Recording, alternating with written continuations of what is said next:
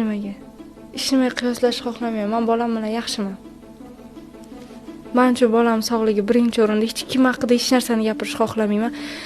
Dilbar, men o'zgardim.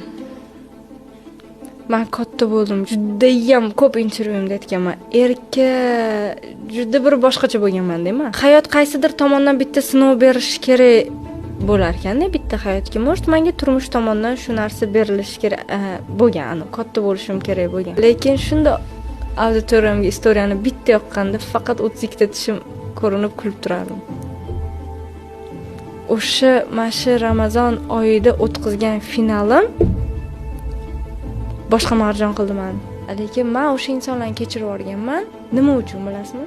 Auditoriyam rasmiga ajrashdingizmi? Qonuniy ajrashdingizmi? Просто berilgan savol boshqa joydagi intervyularga qarab savol berilgan. Xavotir olmayman, men yaxshiman. Uje menda hammasi zo'r. Men epladim, men chiqib ketdim bu vaziyatdan.